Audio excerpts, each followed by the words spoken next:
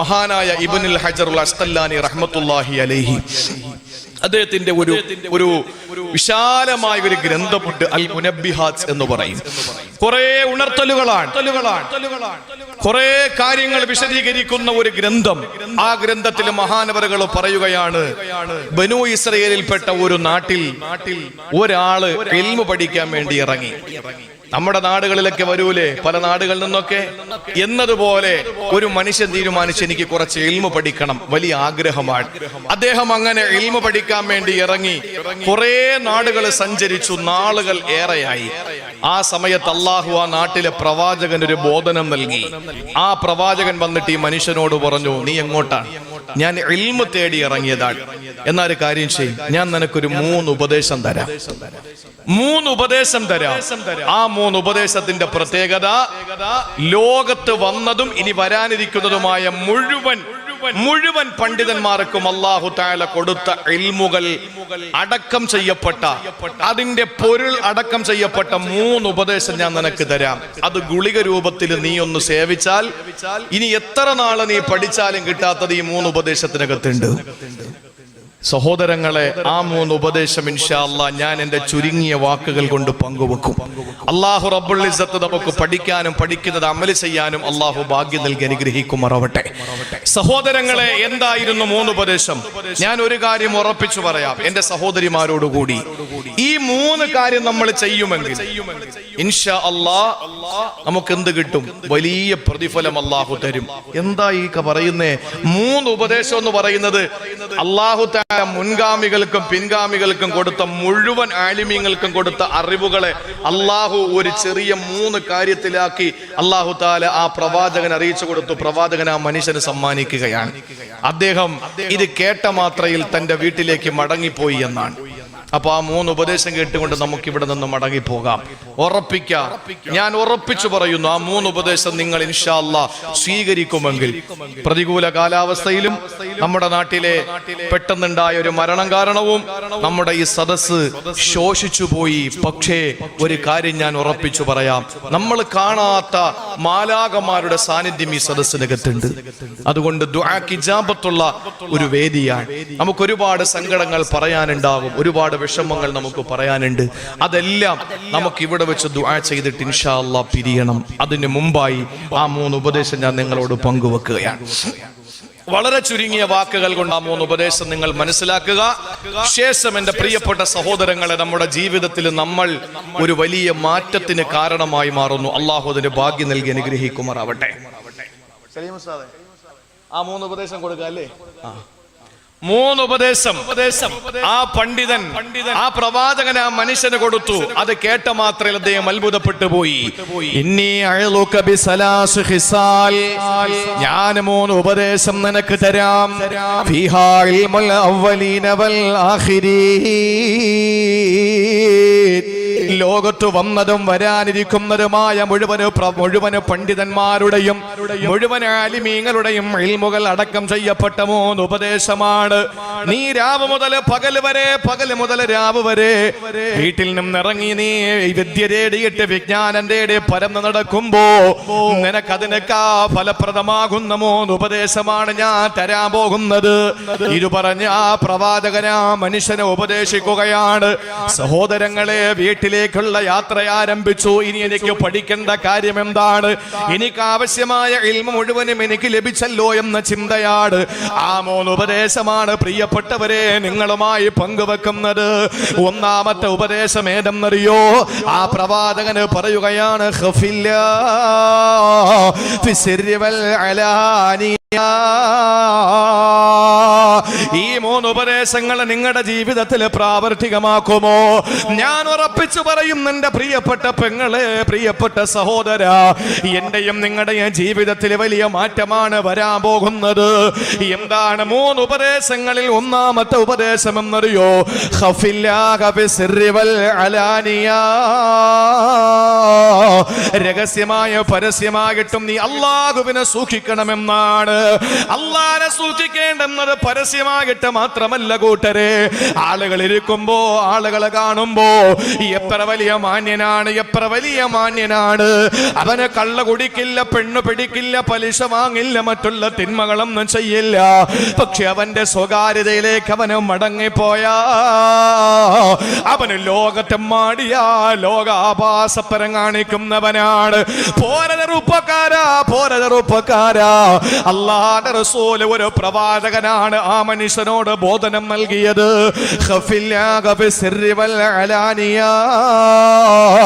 രഹസ്യമായ പരസ്യമായിട്ടും അല്ലാഹുവിനെ സൂക്ഷിക്കണമെന്നാണ്. എന്റെ കൂട്ടരെ, എന്തിനാണ് രഹസ്യത്തിലും പരസ്യത്തിലും അല്ലാഹുവിനെ സൂക്ഷിക്കുക?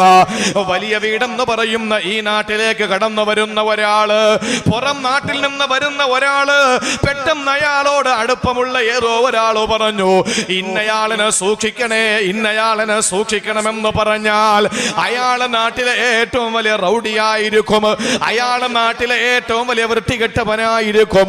ഈ അർത്ഥത്തിലാണോ അല്ലാഹുവിനെ സൂക്ഷിക്കണമെന്ന് പറഞ്ഞത്? അല്ലാഹു ക്രിമിനലായത് കൊണ്ടാണോ? അല്ലാഹു ഭീകരനായത് കൊണ്ടാണോ? സഹോദരങ്ങളെ, പരിശുദ്ധമായ ഇസ്ലാമിന്റെ പോരാട്ടത്തില് തടവിൽ പിടിക്കപ്പെട്ട കുറെ സ്ത്രീകൾ ഉണ്ടായിരുന്നു. അതിലൊരു സ്ത്രീ തന്റെ കുഞ്ഞിന് പാല് കൊടുക്കുകയാണ്. പാല് കുടിച്ചു തീർന്ന കുഞ്ഞിന്റെ പാല് ആ പ്രിയപ്പെട്ട മാതാവ് മാറിടത്തെ മാട്ടികിട്ട് വീണ്ടും ചോദിക്കുകയാണ്, ഏതെങ്കിലും ഒരു കുഞ്ഞിന് പാല് കൊടുക്കാനുണ്ടോ? അങ്ങനെ മറ്റൊരു കുഞ്ഞിനെ കൊണ്ട് കൊടുത്തു. ആ കുഞ്ഞിന് പാല് കൊടുത്തു. വീണ്ടും ചോദിക്കുകയാണ്, ഇനി ഏതെങ്കിലും കുഞ്ഞിന് പാല് വേണോ? അങ്ങനെ കുഞ്ഞുങ്ങളോട് സ്നേഹമുള്ള, കരുണയുള്ള, വാത്സല്യമുള്ള ആ മാതാവിലേക്ക് വിരൽ ചൂണ്ടിയിട്ട് റസൂലുള്ള സഹാബത്തിനോട് ചോദിക്കുകയാണ്, സ്വഹാബത്തെ, നിങ്ങൾ പറ, ആ മാതാവ് തന്റെ കുഞ്ഞുങ്ങളോട് സ്നേഹമില്ലാത്തവളാണോ? ആ മാതാവിന് തന്റെ കുഞ്ഞുങ്ങളോട് എന്ത് സ്നേഹമാണുള്ളത്? ഇത് കേട്ടപ്പോ സ്വഹാബാക്കൾ പറഞ്ഞു, യാ റസൂലല്ലാഹ്, ഇത്രത്തോളം മാതൃത്വം അവകാശപ്പെടുന്ന, ഇത്രത്തോളം മാതൃഹൃദയമുള്ള ആ പെങ്ങൾ തന്റെ പ്രിയപ്പെട്ട മക്കളോട് എങ്ങനെയാണ് കരുണയില്ലാതെ, കാരുണ്യത്തോടെ അല്ലാതെ ഇടപെടുക? ഇല്ല, ഒരിക്കലും അങ്ങനെ സാധ്യമല്ല. ആ സമയത്താണ് റസൂലുള്ള സഹാബത്തിനോട് പറയുന്നു, സഹാബ, അല്ലാഹുവിന് തന്റെ അടിമകളോട്, ഈ സ്ത്രീക്ക് തന്റെ കുഞ്ഞുങ്ങളോടുള്ള കരുണയേക്കാ വലിയ കരുണയാണ്. പ്രിയപ്പെട്ട പെങ്ങളെ, ഒരു നിമിഷം ഒന്ന് ചിന്തിക്കണേ. ഏതോ ഒരുത്തനോടൊപ്പം ജീവിക്കാൻ പോയി, എങ്ങനെയോ ഒരു ദുർബല നിമിഷത്തില് വയറിനകത്തായി. അങ്ങനെ ഗർഭിണിയായ പെണ്ണ് എവിടെയോ ചെന്ന് പ്രസവിച്ചു. ആരും കാണാതെ കുഞ്ഞിനെ ഒഴിവാക്കുകയാ. അങ്ങനെയുള്ള കാലഘട്ടത്തിലാ ഞാനും നിങ്ങളും ജീവിക്കുന്നത്. എത്ര അമ്മ തൊട്ടിലാണ് പൈതങ്ങളെ കിടക്കുന്നത്? എത്ര കുഞ്ഞുങ്ങളാണ് കേരളത്തിലെ തലസ്ഥാന നഗരിയായ തിരുവനന്തപുരത്ത് വാപ്പയേത് ഉമ്മയേതെന്നറിയാതെ വളരുന്ന എത്രയോ മിടുക്കന്മാരായ മക്കളുണ്ട്. എന്തുകൊണ്ടാണ്? കവിതാക്കളുടെ സ്നേഹത്തിന്റെ ആഴം സമ്മാനിച്ചതാണ്. ഏതോ ഒരു ദുർബല നിമിഷത്തെ ക്യാമ്പസിന്റെ ഉള്ളിൽ വെച്ച രഹസ്യ സ്വഭാവത്തിലൂടെ പരസ്പരം ഒന്ന് വാരിപ്പുണർന്നപ്പോ കിട്ടിയ സമ്മാനമാണ് വലിച്ചെറിയപ്പെട്ടത്. അങ്ങനെയുള്ള പാവപ്പെട്ട പൊന്നുമക്കൾ, സഹോദരങ്ങളെ, ഇന്ന് വളർന്നു വരികയാണ്. ആ കാലഘട്ടത്തിന്റെ ആശങ്കകളുടെ നടുവിൽ നിന്നുകൊണ്ട് നമുക്ക് പറയാ, അങ്ങനെയുള്ള ഉമ്മമാരെ, പൊന്നുമക്കളുള്ള കാലഘട്ടത്തിൽ ഏതൊരു ഉമ്മയാണ് തന്റെ പൊന്നുമോളോട് സ്നേഹമില്ലാത്തത്? ഏതൊരു മാതാവിനാണ് പൊന്നുമോനോട് സ്നേഹമില്ലാത്തത്? ലാലനയോടെ, സ്നേഹത്തോടെ വാപ്പ ചൂട് പിടിക്കുമ്പോൾ, വാപ്പ വഴക്ക് പറയുമ്പോഴും, വാപ്പ ചീത്ത പറയുമ്പോഴും, വാപ്പ അടിക്കാ വടിയെടുക്കുമ്പോൾ, ഇല്ല, എന്റെ പൊന്നുമോനെ മർദ്ദിക്കാൻ ഞാൻ അനുവദിക്കില്ലെന്ന് പറഞ്ഞ് തള്ളക്കോഴിയുടെ ചിറകിനിടയിൽ പിള്ളക്കോഴികളെ ഒരുമിച്ച് കൂട്ടുന്നത് പോലെ പാവപ്പെട്ട മാതാവ് തന്റെ പൊന്നുമക്കൾക്ക് വക്കീലാകുമ്പോ, വാപ്പ എന്ന ജഡ്ജിയുടെ, വാപ്പ എന്ന കോടതിയുടെ വീടെന്ന കോടതി മുറ്റത്ത്, വാപ്പ എന്ന ജഡ്ജിയുടെ മുമ്പിൽ ഉമ്മ എന്ന വക്കീല് കേസ് വാദിച്ച് പൊന്നുമക്കളെ സംരക്ഷിക്കുമ്പോൾ, പ്രിയപ്പെട്ട പൊന്നുമക്കളെ സംരക്ഷണം കൊടുക്കുന്ന മാതാക്കളെ, നിങ്ങളുടെ മക്കളോട് നിങ്ങൾക്കുള്ള സ്നേഹത്തിന്റെ എത്രയോ ഇരട്ടിയാണ് അല്ലാഹ് തന്റെ ദാസന്മാരോടുള്ള സ്നേഹമെന്നിരിക്കവേ അല്ലാഹനെ സൂക്ഷിക്കണമെന്ന് പറയുന്നത് ഏതർത്ഥത്തിലാണ്? ഏതർത്ഥത്തിലാണ് അല്ലാഹനെ സൂക്ഷിക്കണമെന്ന് പറയുന്നത്? ഒരായത്തിലൂടെ നമുക്ക് മനസ്സിലാക്കാം. ഏതാണ് ആയത്തെന്നറിയോ? അല്ലാഹ് പറയുകയാണ്, അമ്മാ മൻ ഖാഫ മഖാമ റബ്ബിഹി വനഹ നഫ്സ അനിൽ ഹവാ ഫഇന്നൽ ജന്നത ഹിയൽ മഅവാ. അള്ളാഹുവിനെ സൂക്ഷിക്കണം, പടച്ചോനെ സൂക്ഷിക്കണം എന്ന് പറയുന്നത് അള്ളാഹു ഭീകരനായത് കൊണ്ടൊന്നുമല്ല. അള്ളാഹുവിനെ പറ്റി ആക്ഷേപിച്ചുകൊണ്ട് ഫേസ്ബുക്കുകളിൽ എഴുതുന്ന കാലമാണിത്. ഒരു വിവരദോഷി അള്ളാഹുവിനെ സംബന്ധിച്ച് ഫേസ്ബുക്കിൽ പച്ചത്തെറി എഴുതി വിട്ടു. പ്രതികരിക്കാൻ എന്റെ പ്രിയപ്പെട്ട സഹോദരങ്ങളെ, അതിനെതിരെ നമ്മൾ പ്രതികരിക്കാൻ നമ്മൾ ഇറങ്ങി പുറപ്പെട്ടാൽ ഒന്നുകിൽ അവർ നമ്മളത്രയും വളരണം, ഇല്ലെങ്കിൽ നമ്മൾ അവരത്രയും താഴണം. ഒരിക്കലും അത് രണ്ടും നടക്കില്ല. അല്ലേ? കഅബാലയത്തിൽ കയറി ഒരുത്തൻ മൂത്രമൊഴിച്ചു. വഹാബുക്കാക്ക് അൽഹംദുലില്ലാ 10-18 വർഷത്തെ 2 പതിറ്റാണ്ടോളം പരിചയമുള്ള പരിശുദ്ധമായ കഅബയിൽ വെച്ച്, മക്കയിൽ വെച്ച് അൽഹംദുലില്ലാ ഒരുപാട് ആലിമീങ്ങൾക്കൊക്കെ ഒരുപാട് നല്ല ഭാഗ്യം ലഭിച്ച, മരണം ശ്രദ്ധിച്ച പല ആളുകൾക്കും അൽഹംദുലില്ലാ പെട്ടെന്ന് മയ്യത്ത് കയറ്റിവിടാനും അതല്ലെങ്കിൽ അവിടെ അടക്കം ചെയ്യപ്പെടാനും ഒക്കെ ഒരുപാട് സഹായമായി അൽഹംദുലില്ലാ പടച്ചതമ്പുരാൻ അനുഗ്രഹിച്ച ഒരു മനുഷ്യനാണ് നമ്മുടെ വഹാബുക്ക. സഹോദരങ്ങളെ, ഞാൻ പറയുന്നത് കഅബാലയത്തിൽ കയറി ഒരാൾ മൂത്രമൊഴിച്ചു. കഅബയിൽ കയറി മൂത്രമൊഴിച്ചപ്പോ ആളുകൾ വടിയും തടിയായിട്ട് ഓടിക്കൂടി. പിന്നെ അറിയാലോ അവസ്ഥ എന്താകുമെന്ന്. അയാൾ പറഞ്ഞു, അടിച്ചോ, ഞാൻ കാണിച്ച അത്രയും വലിയ തെറ്റാണ്, നിങ്ങൾക്ക് എന്ത് വേണോ ചെയ്യാം, പക്ഷെ എന്തിന് മൂത്രമൊഴിച്ചതെന്ന് ചോദിച്ചിട്ട് നിങ്ങൾ അടിച്ചോളാൻ പറഞ്ഞു. എന്തിനാണ് നീ മൂത്രമൊഴിച്ചത്? അവൻ പറഞ്ഞു, ഒന്നുകിൽ എനിക്ക് ലോകത്ത് അറിയപ്പെടണം, ഒന്നുകിൽ അതിന് നന്മ ചെയ്യണം, അതെന്നെ കൊണ്ട് പറ്റൂല. അറിയപ്പെടണമെങ്കിൽ ഒന്നുകിലും നല്ലത് ചെയ്യണം, അതെന്നെ കൊണ്ട് പറ്റില്ല, അല്ലെങ്കിൽ ഏറ്റവും വലിയ തെറ്റ് ചെയ്യണം അറിയപ്പെടാൻ, അതുകൊണ്ട് ഞാൻ മൂത്രമൊഴിച്ചതാണ് എന്ന് പറഞ്ഞാൽ, എന്റെ പ്രിയപ്പെട്ട സഹോദരങ്ങളെ, അറിയപ്പെടാൻ വേണ്ടിയിട്ട് കഅബാലയത്തിൽ കയറി മൂത്രമൊഴിച്ചു. അവനോട് എന്താ പറയുക? അള്ളാനെ പറ്റി ആക്ഷേപിച്ചുകൊണ്ട് ഫേസ്ബുക്കിൽ എഴുതുക. നമ്മൾ അവരത്ര താരാനും പാടില്ല, അവരെന്തായിരുന്നാലും നമ്മളത്ര ഉയരാനും പറ്റുന്നില്ല. ആ സ്ഥിതിക്ക് അതിനെ അർഹിക്കുന്ന അവഗണനയോടെ പുച്ഛിച്ച് തള്ളുകയല്ലാതെ പറ്റുന്നുമില്ല. അള്ളാഹു ക്രിമിനൽ അല്ല. അങ്ങനെ ആയിരുന്നെങ്കിൽ അള്ളാന്റെ റസൂല് പറഞ്ഞത് എന്താണ്? എന്റെ പ്രിയപ്പെട്ട സഹോദരങ്ങളെ, ഉമ്മയ്ക്ക് മക്കളോടുള്ള കാരുണ്യത്തിന്റെ എത്രയോ ഇരട്ടിയാണ് അള്ളാഹ്ക്ക് തന്റെ അടിമകളോടുള്ളത്. ശരിയല്ലേ? ഏതെങ്കിലും നമ്മുടെ കയ്യിലിരിപ്പ്, ഇന്ന് ഇശാ കഴിഞ്ഞുള്ള കയ്യിലിരിപ്പൊക്കെ നമുക്കറിയാലോ, ഇന്ന് മഗ്രിബ് കഴിഞ്ഞുള്ള കയ്യിലിരിപ്പ് നമുക്കറിയാലോ. പോട്ടെ, ഇന്ന് നേരം വെളുത്തതിന് ശേഷം ഇതിനിടയിൽ നമ്മൾ എത്രമാത്രം തെറ്റ് ചെയ്തു. അള്ളാഹു എന്തെങ്കിലും കുറവ് വരുത്തിയോ? എന്തെങ്കിലും കുറവ് നമ്മുടെ ജീവിതത്തിൽ വരുത്തിയോ? ഒന്നുമില്ല. അപ്പൊ അള്ളാഹ് എത്ര കരുണയുള്ളവനാണ്. ഇനി പരലോകത്ത് ചെല്ലുമ്പോഴോ റസൂല് പറയാണ്, അള്ളാഹു കരുണയെ സൃഷ്ടിച്ചത് 100 അതിൽ 1 മാത്രമേ ഈ ലോകത്തിറക്കിയിട്ടുള്ളൂ. ആ 1 എല്ലാവർക്കും അള്ളാഹ് വീതിച്ചു കൊടുത്തത്. ബാക്കി 99 നമുക്ക് കരുണ ചൊരിയാൻ വേണ്ടി പരലോകത്തേക്ക് മാറ്റി വെച്ചിരിക്കുക. ഒരു കാരുണ്യത്തിൽ നിന്ന് നമുക്ക് ഇത്രയും കിട്ടിയെങ്കിൽ പിന്നെ ബാക്കി പറയണോ? 99 ഇരട്ടി. അള്ളാഹു കരുണയുള്ളവനാണ്. എന്റെ പ്രിയമുള്ള സഹോദരങ്ങളെ, പിന്നെ അള്ളാനെ പേടിക്കേണ്ടത് എങ്ങനാ? അള്ളാനെ സൂക്ഷിക്കേണ്ടത് എങ്ങനാ? എത്ര കൊല്ലം കൊണ്ട് നമ്മൾ കേൾക്കുന്നതാ, പടച്ചോനെ സൂക്ഷിക്കുക, അള്ളാനെ സൂക്ഷിക്കുക. എടാ, അവനെ സൂക്ഷിച്ചോളണം നീ എന്ന് പറഞ്ഞാൽ നമ്മൾ എന്താ ചെയ്യാ? അവന്റെ സ്വഭാവം എന്തോ പ്രശ്നമാണെന്നല്ലേ നമ്മൾ മനസ്സിലാക്കുക. പക്ഷെ അള്ളാഹ് അതുപോലെയല്ല. അപ്പൊ അള്ളാനെ സൂക്ഷിക്കേണ്ടത് എങ്ങനെയാണ്? അള്ളാഹു പറയുന്നു, അമ്മാമൻ ഖാഫ മഖാമ റബ്ബിഹി വനഹൻ നഫ്സ അനിൽ ഹവാ ഫഇന്നൽ ജന്നത ഹിയൽ മഅവാ. അള്ളാഹ് പറയുകയാണ്, ആരാണോ പടച്ചവന്റെ മുന്നിൽ നിൽക്കുന്നതിനെ ഭയപ്പെടുന്നവൻ, അള്ളാന്റെ മുമ്പിൽ ചെന്ന് നിൽക്കേണ്ടവനാണ് എന്ന ബോധത്തോടെ വനഹൻ നഫ്സ അനിൽ ഹവാ, ഇവിടെ അവന്റെ ശരീര ഇച്ഛകൾക്ക് കടിഞ്ഞാണിടുന്നവനാരോ? സഹോദരങ്ങളെ, പടച്ചവന്റെ മുമ്പിൽ ചെന്ന് നിൽക്കേണ്ടവനാണെന്ന ബോധം വരുമ്പോ ഇവിടെ അവന്റെ ശരീര ഇച്ഛകളെ കടിഞ്ഞാണിടുകയാണ്. അങ്ങനെ കടിഞ്ഞാണിടുമ്പോ അള്ളാഹു പറയുന്നു, ജന്നത ഹിയൽ മഅവാ, നാളെ പരലോകത്ത് അള്ളാഹു അഭയസ്ഥാനമായി സ്വർഗം കൊടുക്കുമെന്നാണ്. സഹോദരങ്ങളെ, നിങ്ങൾക്കറിയോ, ഇന്ന് നമുക്കില്ലാതെ പോയ പേടിയതാണ്. കള്ള കുടിക്കുന്നവനോട് പറയുന്നടാ, പടച്ചോനെ പേടിയില്ലേ?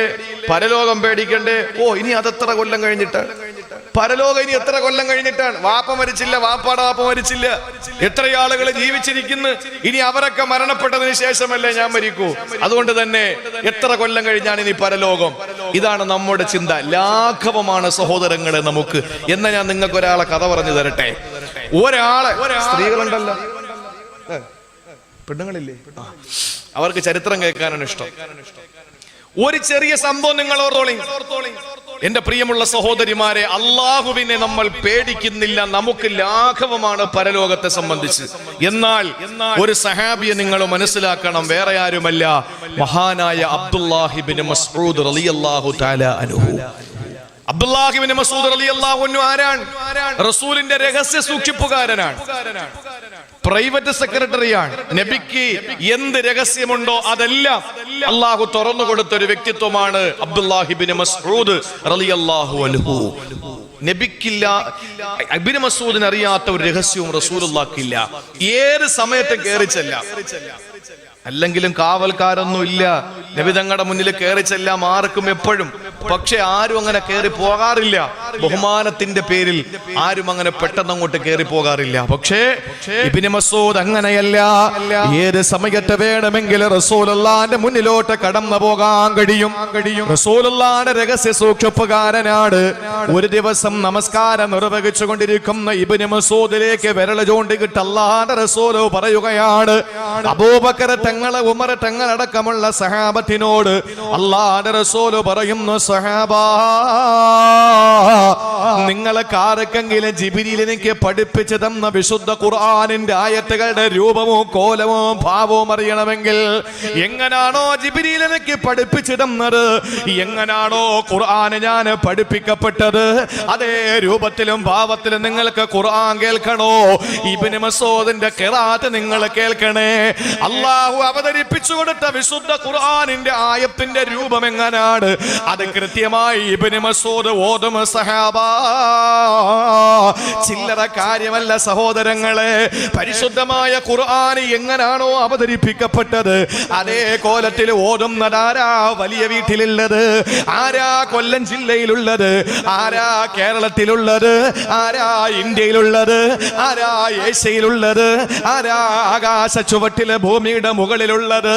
ഇല്ല, ഇബ്നു മസ്ഊദ് തങ്ങളെ പോലെ വിശുദ്ധ ഖുർആൻ പാരായണം ചെയ്യുന്ന അല്ലാഹുവിന്റെ റസൂലിനെ അവതരിപ്പിക്കപ്പെട്ട അതേ രൂപത്തിലും കോലത്തിലും വിശുദ്ധ ഖുർആൻ ഓതുന്ന ഒരേ ഒരു സഹാബി ഇബ്നു മസ്ഊദാണ്.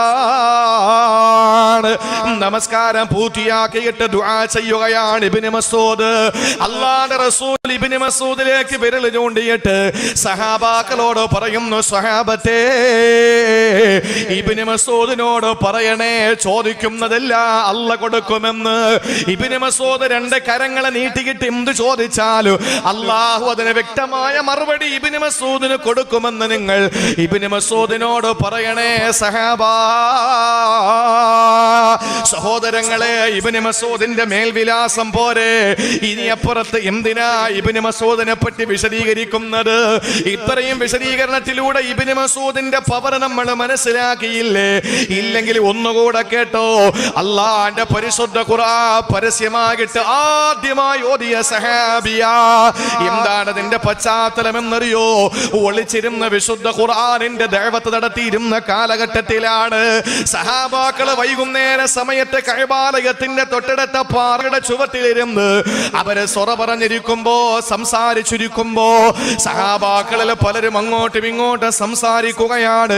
അവരിൽ പലരും പറഞ്ഞു, ഖുർആൻ ഇന്നവരെ നമ്മളിൽ ആരും ഉറക്കെ ഓതിയിട്ടില്ലല്ലോ, ആരും അതിന് ധൈര്യം കാണിച്ചിട്ടില്ലല്ലോ. ഇത് പറഞ്ഞപ്പോ ഇബ്നു മസ്ഊദ് റളിയല്ലാഹു അൻഹു ചാടി എണീക്കുകയാ. എന്നിട്ട് ഇബ്നു മസ്ഊദ് തങ്ങളെ പറഞ്ഞു, ഞാൻ ഓതാ പരിശുദ്ധ ഖുർആൻ ഉറക്കെ ഞാൻ ഓതാം, എനിക്ക് മടിയില്ല. അവസാന സഹോദരങ്ങളെ, ഇബ്നു മസ്ഊദ് റളിയല്ലാഹു തആല അൻഹുവിനോട് സ്വഹാബത്ത് പറഞ്ഞു, ഇല്ല, നിങ്ങളതിന് തുനിയരുത്, നിങ്ങളതിന് തുനിയരുത്. കാരണം അവര് നിങ്ങളെ മറടിക്കും, അവരെ മറടിക്കും. കഅബാലയത്തിന്റെ ചുറ്റുവട്ടത്ത് കടല കുറച്ചുകൊണ്ട് ഗാവ കൊടുച്ചുകൊണ്ട് ഈത്തപ്പഴം നിന്നുകൊണ്ട് കാത്തിരിക്കുന്ന ഖുറൈശികളാണ്. ആ ഖുറൈശികളുടെ ഇടയിലേക്ക് ഇറങ്ങിച്ചെന്ന് പരിശുദ്ധ ഖുർആൻ ഉറക്കെ ഓതിയ അതുവരെയും അവരുടെ ഹൃദയത്തിലെ മൂടി വെച്ചിരിക്കുന്ന വികാരം അണപൊട്ടി ഒഴുകിയ നിന്നെ മറുതിക്കും ഇബ്നു മസ്ഊദേ പോകല്ല മോനെ പോകല്ലേ. പക്ഷേ ഇബ്നു മസ്ഊദിന്റെ വികാരം അടക്കി നിർത്താൻ കഴിഞ്ഞില്ല. ഇബ്നു മസ്ഊദ് റളിയല്ലാഹു അൻഹു ഇറങ്ങി നേരെ ചെല്ലുകയാണ്. അബൂജഹലുണ്ട്, അബൂലഹബുണ്ട്, അബൂ സുഫിയാൻ ഉണ്ട്, ഉത്ബത്തുണ്ട്, ശൈബത്തുണ്ട്. എല്ലാവരും നിൽക്കുമ്പോ പരിശുദ്ധമായ കഅബാലയത്തിന്റെ ചാരപ്പ് ചെന്ന് അല്ലാഹുവിന്റെ പരിശുദ്ധ കഅബാലയത്തിന്റെ ചാരത്തുള്ള മഖാം ഇബ്രാഹിമിന്റെ മുകളിൽ കയറുകയാണ്. മഖാം ഇബ്രാഹിമിന്റെ മുകളിൽ കയറി നിന്നുകൊണ്ട് ഇബ്നു മസ്ഊദ് ഉറക്കെ ഓതുകയാണ്, അർ-റഹ്മാനു അല്ലമൽ ഖുർആൻ, അർ-റഹ്മാൻ അല്ലമൽ ഖുർആൻ, ഖലഖൽ ഇൻസാന അല്ലമഹുൽ ബയാൻ. വിശുദ്ധ ഖുർആൻ അങ്ങ് ഉറക്കെ ഓതുമ്പോ അവര് പരസ്പരം മുഖത്തോട് മുഖം നോക്കിയിട്ട് ചോദിക്കുകയാണ്, എന്താടാ ഇബ്നു മസ്ഊദ് ഓതിയത്? ഇബ്നു മസ്ഊദ് ഓതിയത് എന്താണെന്ന് ചോദിച്ചപ്പോൾ അടുത്തിരിക്കുന്ന മക്കാ ഖുറൈശികള് പുരാതന കാലത്തെ ഫാസിസ്റ്റുകൾ പറഞ്ഞതെന്നറിയോ? ആ ഓതിയത് ഖുർആനാണ്. പിന്നെ നിമിഷങ്ങളാണ് സഹോദരങ്ങളെ ഈത്തപ്പനം മടലൊടിക്കുകയാണ്. ഈത്തപ്പനം മടലൊടിച്ചുകൊണ്ട് ഓടിച്ചും ഇബ്നു മസ്ഊദിനെ അടിച്ച് നിലത്തിടുകയാ. അടിച്ചടിച്ചടിച്ച് ഇബ്നു മസ്ഊദ് റളിയല്ലാഹു അൻഹു ചോരയിൽ കുളിച്ച് കിടക്കുകയാ. അവിടെ കിടക്കുമ്പോഴും ഇബ്നു മസ്ഊദ് കാല് പിടിച്ച് യാചിച്ചില്ല. ഇബ്നു മസ്ഊദ് റളിയല്ലാഹു അൻഹു കൈകൂപ്പിയിട്ട് അടിക്കല്ലേ എന്ന് പറഞ്ഞില്ല. ഇബ്നു മസ്ഊദ് ആ സമയത്ത് അബദ്ധം പറ്റിപ്പോയി, ഇനി ഞാൻ ഉറക്കെ ഓതില്ല എന്ന് പറഞ്ഞില്ല. ഇബ്നു മസ്ഊദ് അടികൊണ്ട് കിടക്കയിൽ കിടന്ന് പറയുകയാണ്, ഫബിഅയ്യി ആലാഇ റബ്ബികുമാ തുകദ്ദിബാ. അടിച്ചോടാ അടിച്ചോ, നിങ്ങൾ എന്റെ കൈകാലുകൾ അടിച്ചൊടിച്ചാൽ, എന്റെ ശരീരത്തെ പീസ് പീസാക്കിയാൽ അല്ലാഹുവിന്റെ പരിശുദ്ധ ഖുർആൻ ഞാൻ ഉറക്കെ ഓതും എന്ന് പറഞ്ഞ ഖുർആനിന്റെ ആയാത്തുകളെ ഇടമുറിയാതെ ഉരുവിട്ട് കിടന്നപ്പോ അടിച്ചവരുടെ കൈ കുഴഞ്ഞുപോയി. അടിച്ചവര് കളഞ്ഞിട്ട് കമ്പ കളഞ്ഞ് വടി കളഞ്ഞ് തടി കളഞ്ഞ് അവരുടെ വീടുകളിലേക്ക് മാറിപ്പോവുകയാ. ഇബ്നു മസ്ഊദിന് എഴുന്നേക്കാൻ കഴിയുന്നില്ല, ചോരയിലെ കുളിച്ച ശരീരമാണ്. പതുക്കെ എഴുന്നേറ്റ് അല്ലാഹുവിന്റെ റസൂലിന്റെ സഹാബത്തിന്റെ അടുക്കലേക്ക് വരുമ്പോ അവര് പറഞ്ഞു, ഇബ്നു മസ്ഊദേ ഞങ്ങൾ പറഞ്ഞില്ലേ പോകരുതെന്ന്. ആ സമയത്ത് ഇബ്നു മസ്ഊദ് തങ്ങളുടെ മറുപടി എന്തെന്നറിയോ? ഇല്ല, നേരം വെളുക്കട്ടെ, നാളെയും ഞാൻ പോകും. അല്ലാഹുവിന്റെ ഖുർആൻ ഞാൻ ഓതി അവിടെ അടികൊണ്ട് ഞാൻ ഷഹീദാകുന്നത് വരെ ഓതും. അല്ലാഹുവിന്റെ ഖുർആൻ ഉറക്കെ ഓതിയ സഹാബിയാ. ലോകത്തെ സഹോദരങ്ങളെ, ഇന്ന് ഇവിടെ നിന്ന് വെളുക്കുന്നത് വരെ വാളു പറഞ്ഞാലും ഇവിടത്തെ ഹിന്ദു സഹോദരങ്ങൾ പരാതിപ്പെടില്ല, ഇവിടത്തെ മുസ്ലിമീങ്ങൾ പരാതിപ്പെടില്ല, ഇവിടത്തെ ക്രിസ്ത്യാനികൾ പരാതിപ്പെടില്ല. അങ്ങനെ സുന്ദരമായ രാജ്യമാണ് ഇന്ത്യ രാജ്യമെങ്കിൽ അല്ലാഹുവിന്റെ റസൂല് ജനിച്ച മക്ക, ഹബീബായ നബി തങ്ങളെ കിടന്നിറങ്ങുന്ന മദീന, ഈ രണ്ടെണ്ണം ഉൾക്കൊള്ളുന്ന ജസീറത്തുൽ അറബിന്റെ പരിശുദ്ധ സൗദിയില് ഇന്ന് ഇതുപോലത്തെ ഒരു പ്രസംഗം നടത്താൻ കഴിയില്ല സഹോദരങ്ങളെ, കഴിയില്ല, ഒരിക്കലും കഴിയില്ല. ഞാൻ അവിടെ പോകുമ്പോ ജിദ്ദയിൽ മരണപ്പെട്ടു പോയൊരു പണ്ഡിതനുണ്ടായിരുന്നു. ആ സഹോദരൻ ഷറഫിയയില് അദ്ദേഹം ഒരു സ്വീകരണം വെച്ചു പ്രസംഗിക്കാൻ പറഞ്ഞു. എന്റെ മുന്നിൽ ഒരു 10-25 കോടി പോയാല് 10-40 ചെറുപ്പക്കാര് മാത്രം, 10, 20, 25 ആളുകൾ പുറത്താണ്. പോലീസ് വരുന്നുണ്ടോ എന്ന് നോക്കിയിട്ട്, ഇതെവിടത്തെ നാടാണ്? ഇതെവിടത്തെ കാര്യമായി പറയുന്നത് പരിശുദ്ധ ഹറമിന്റെ കാര്യമാണ്. അവിടെ പ്രസംഗവും ദഅവത്തും അവിടെ നടക്കൂല. അവിടെ ആളുകളുണ്ട്, പക്ഷേ 1 മിനിറ്റ് പ്രസംഗിക്കാൻ അവിടെ അനുവാദമില്ല. അപ്പോഴേ അകത്തു പോകും. പിന്നെ മാമ അണ്ണാന്ന് വിളിച്ചിട്ട് കാര്യമൊന്നുമില്ല, നടക്കൂല. ഇവിടെയോ വെളുക്കുന്നത് വരെ പ്രസംഗിച്ചാലും ആർക്കും പരാതിയില്ല. പരിശുദ്ധ ഖുർആൻ ഇന്ന് നമ്മൾ ഉറക്കെ ഓതുന്നല്ലോ. ആദ്യമായിട്ട് ഉറക്കെ ഓതി ശത്രുക്കളുടെ കലി അടങ്ങുവോളം കാപാലികരായ ആ കസ്മലന്മാരായ അറബികളുടെ കയ്യിലെ അടി മുഴുവനും ഏറ്റുവാങ്ങിയത് മഹാനായ അബ്ദുല്ലാഹി ഇബ്നു മസ്ഊദ് റളിയല്ലാഹു അൻഹുവാണ്. ഇനി പറയണോ ഇബ്നു മസ്ഊദ് തങ്ങളെ പറ്റി? റസൂലിന്റെ രഹസ്യ സൂക്ഷിപ്പുകാരൻ, നബിതങ്ങളുടെ മുമ്പിൽ എപ്പോഴും കയറി ചെല്ലാൻ പറ്റുന്നയാള്, പരിശുദ്ധ ഖുർആൻ പരസ്യമായിട്ട് ഓതിയ ആദ്യത്തെ ആള്, അള്ളാഹുവിന്റെ റസൂലിന് അവതരിപ്പിക്കപ്പെട്ട അതേ രൂപത്തിലും കോലത്തിലും ഖുർആൻ ഓതുന്ന വ്യക്തി. എത്ര എത്ര എത്ര എത്ര വിശേഷണങ്ങളാണ് ഇബ്നു മസ്ഊദ് തങ്ങളെ പറ്റിയുള്ളത്. ആ ഇബ്നു മസ്ഊദ് തങ്ങൾ സക്കറാത്തിന്റെ ഹാലിൽ കിടക്കുകയാണ്. സഹോദരിമാരെന്ന് കേട്ടോളി, സക്കറാത്തിന്റെ ഹാലിൽ കിടന്നപ്പോ ഉസ്മാൻ ഇബ്നു അഫ്ഫാൻ റളിയല്ലാഹു അൻഹു ആണ് അന്നത്തെ ഖലീഫ. കുറച്ച് ക്യാഷൊക്കെ ആയിട്ട് അങ്ങോട്ട് ചെന്നു. മരിക്കാൻ കിടക്കുമ്പോഴാണല്ലോ. ആ സമയത്ത് അദ്ദേഹത്തിന്റെ മക്കൾക്ക് ആവശ്യമായ കുറച്ച് ഖജനാവിൽ നിന്ന് ബൈത്തുൽ മാലിൽ നിന്ന് കുറച്ച് ദീനാറൊക്കെ എടുത്തുകൊണ്ട് ഉസ്മാൻ തങ്ങൾ അങ്ങോട്ട് കയറി ചെല്ലാൻ. നിങ്ങൾ ആലോചിക്കണം, അങ്ങോട്ട് കയറി ചെല്ലുമ്പോൾ ഞാനൊരു പ്രധാനപ്പെട്ട കാര്യം എന്റെ സഹോദരിമാരോട് പങ്കുവെക്കുകയാണ്. കയറി ചെല്ലുക. കയറി ചെന്നിട്ട് ചോദിച്ചു, അല്ല എന്തെങ്കിലും വിഷമമുണ്ടോ? ഭരണാധികാരിയാണ്, ഖലീഫയ്ക്ക് അത് ചോദിച്ചില്ലെങ്കിൽ റബ്ബിന്റെ മുമ്പിൽ സമാധാനം പറയണം. എന്തെങ്കിലും വിഷമമുണ്ടോ? അപ്പൊ അദ്ദേഹം ഒരു വിഷമം പറഞ്ഞു. അത് ഞാൻ പറഞ്ഞുതരാം. എന്തെങ്കിലും ആഗ്രഹമുണ്ടോ? അപ്പോഴദ്ദേഹത്തിന്റെ ഒരു ആഗ്രഹം പറഞ്ഞു. ഉസ്മാൻ തങ്ങൾ പറഞ്ഞു, ഞാൻ ചോദിച്ചത് അതല്ല, നിങ്ങൾക്ക് കുറച്ച് ക്യാഷും ആയിട്ടാ വന്നത്. ഇബ്നു മസ്ഊദ് തങ്ങൾ ചോദിച്ചു, മരിക്കാൻ കിടക്കുന്ന എനിക്കെന്തിനാ പൈസ? ഞാൻ മരിക്കാൻ കിടക്കല്ലേ? നിങ്ങൾക്കല്ല, നിങ്ങളുടെ പെൺമക്കള് ജീവിച്ചിരിപ്പില്ലേ, അവർക്ക് ഒരു തുക ഞങ്ങൾ ബൈത്തുൽ മാലിൽ നിന്ന് കൊടുക്കുകയാണ്. ഇബ്നു മസ്ഊദ് റളിയല്ലാഹു അൻഹു പൊട്ടിത്തെറിച്ചു എന്നാണ്. അദ്ദേഹം പറഞ്ഞു, എന്റെ പെൺമക്കളുടെ വിഷയത്തിൽ നിങ്ങൾ ആരെ സങ്കടപ്പെടണ്ട. എന്റെ പെൺമക്കൾക്ക് ദാരിദ്ര്യം വരില്ല, എന്റെ പെൺമക്കൾക്ക് സാമ്പത്തിക മാന്ദ്യം വരില്ല, എന്റെ പെൺമക്കൾക്ക് സാമ്പത്തിക പ്രതിസന്ധി വരില്ല. നിങ്ങൾ എന്റെ പെൺമക്കളുടെ കാര്യത്തിൽ നിങ്ങൾക്ക് ആശങ്കയൊന്നും വേണ്ട. ചോദിച്ചു ഉസ്മാൻ തങ്ങൾ, എന്തേ ഇബ്നു മസ്ഊദേ നിന്റെ പെൺമക്കൾക്ക് സാമ്പത്തിക ബുദ്ധിമുട്ട് വരില്ല എന്ന് ഉറപ്പിച്ചു പറയാൻ കാരണം എന്താണ്? അപ്പോ ഇബ്നു മസ്ഊദ് റളിയല്ലാഹു അൻഹു പറഞ്ഞ എന്താണെന്നറിയോ? വലിയ വീട്ടിലെ ഉമ്മമാരോട് എനിക്ക് പങ്കുവെക്കാനുള്ളത്, സഹോദരിമാരെ, നിങ്ങൾ ഈ പറയുന്ന കാര്യം കൃത്യമായിട്ട് ചെയ്താൽ ഒരു ദാരിദ്ര്യം നിങ്ങൾക്ക് വരില്ല. ഇബ്നു മസ്ഊദ് തങ്ങൾ പറഞ്ഞു, എന്റെ പെൺമക്കൾക്ക് കഷ്ടപ്പാട് സാമ്പത്തിക മാന്ദ്യമൊന്നും വരാത്തത്, എന്റെ പെൺമക്കൾ എല്ലാ രാത്രിയിലും സൂറത്തുൽ വാഖിഅ ഓതുന്നവരാണ്.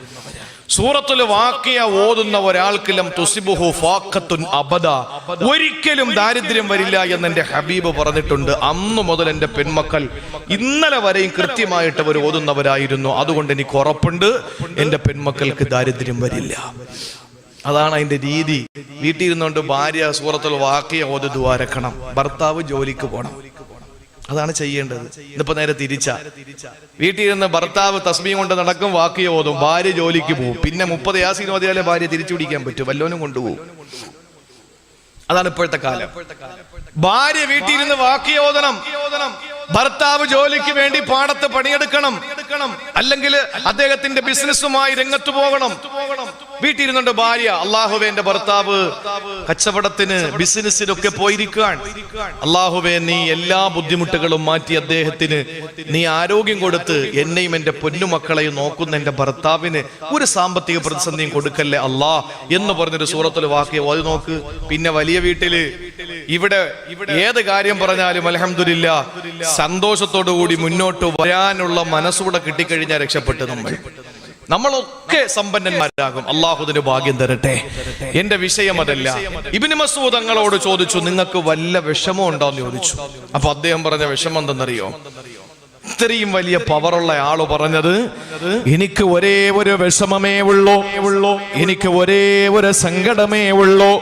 ആ സങ്കടം വേറെ ഒന്നുമല്ല, അള്ളാന്റെ പരലോകത്തെ കടന്നു ചെല്ലുമ്പോൾ, അള്ളാന്റെ കോടതിയിൽ ഞാൻ കടന്നു ചെല്ലുമ്പോ, അള്ളാന്റെ കോടതിയിലേക്ക് ഞാൻ കടന്നു പോകുന്ന സമയത്ത് എനിക്ക് അള്ളാന്റെ മുമ്പിൽ എങ്ങനാ മറുപടി പറയാൻ കഴിയുക?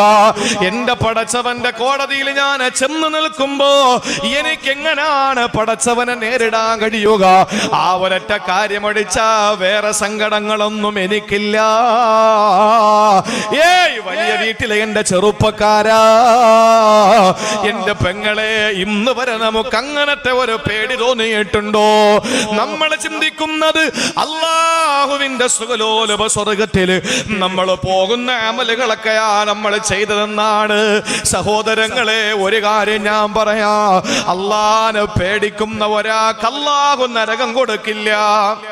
നമുക്കെന്ന് പേടിയില്ല. നമ്മൾ പറയുന്നത്, ഓ അവനവന്റെ മൂത്താപ്പായോ അല്ലേ നരകത്തില്, നമ്മളൊക്കെ രക്ഷപ്പെട്ടു, അവരൊക്കെ നരകത്തിലാന്ന്, നമ്മളൊക്കെ രക്ഷപ്പെട്ടവരാ. എന്റെ സഹോദരങ്ങളെ, നമുക്ക് പേടിയില്ല. നമ്മൾ അവർക്ക് രജിസ്റ്റർ ചെയ്ത് കൊടുക്കുകയാണ്, അവർക്ക് സീറ്റ് റിസർവേഷൻ ചെയ്ത് കൊടുക്കുകയാണ് നമ്മളെ നരകത്തിലെത്തേക്ക്. നമ്മളെ പറ്റി പേടിക്കണം. ആരൊരാൾക്ക് അല്ലാഹുവിന്റെ മുമ്പിൽ നിൽക്കണത്, പടച്ചോനെ എങ്ങനെ നിൽക്കും ഞാൻ എന്നൊരു പേടിയുണ്ടെങ്കിൽ നമ്മൾ രക്ഷപ്പെട്ടു. ഏതുപോലെ ഈ വലിയ വീട്, നമ്മുടെ കരുനാഗപ്പള്ളി, ഈ ഭാഗങ്ങളൊക്കെ എന്ന് പറഞ്ഞാൽ നല്ല ദീനിന്റെ വിഷയത്തിൽ നല്ല ചുറുചുറുപ്പുള്ള നാടാണ്, നല്ല ചുറുചുറുക്കാണ്. ഈ ദീനിന്റെ വിഷയത്തിലൊക്കെ വിട്ടുവീഴ്ചയില്ലാത്ത ഒരു പ്രദേശമാണ് നമ്മുടെ ഈ നാട്, ഇല്ലേ? കരുനാഗപ്പള്ളിയൊക്കെ അതിൽ കരുനാഗപ്പള്ളി പെടുന്നല്ലേ ഇതൊക്കെ, അല്ലേ? അൽഹംദുലില്ലാ. കരുനാഗപ്പള്ളി എന്ന് പറയുന്നത് മഹാന്മാരായ ആരിഫീങ്ങളായ ഉലമാക്കൾ ഇന്ന് കിടന്നുറങ്ങുന്ന മണ്ണാൻ. തഴവ ഉസ്താദിനെ പോലെ, പി.കെ. യൂനുസ് ഉസ്താദിനെ പോലെ, കോട്ടക്കര ഉസ്താദിനെ പോലെ, ഐസുലമയെ പോലെ, ഭാരതൻ ഉമർകുട്ടി ഉസ്താദിനെ പോലെ ഒരുപാട് മഹാന്മാര് കിടന്നുറങ്ങുന്ന നമ്മുടെ നാട് ഈ അനുഗ്രഹീതമായ കരുനാഗപ്പള്ളി ദീനിന്റെ വിഷയത്തിൽ മുമ്പന്തിയിലാണ്. പിന്നെ വേറെ ചില കാര്യങ്ങൾക്കൊക്കെ മുമ്പന്തിയിലുണ്ട്. 2 കൊല്ലത്തിന് മുമ്പ് പുതുവർഷ പുലരിയിൽ ബിവറേജിന്റെ ഏറ്റവും മുമ്പന്തിയിലെത്തിയത്, രണ്ടാമതാണ് കലാഭവമണിയുടെ ചാലക്കുടി, ഒന്നാമതാണ് കരുനാഗപ്പള്ളി. അത് ഇടയ്ക്ക് എങ്ങനെ ഒരു അബദ്ധം പറ്റിപ്പോയതാണ്. ഇനി ആകാതിരുന്നാൽ മതി.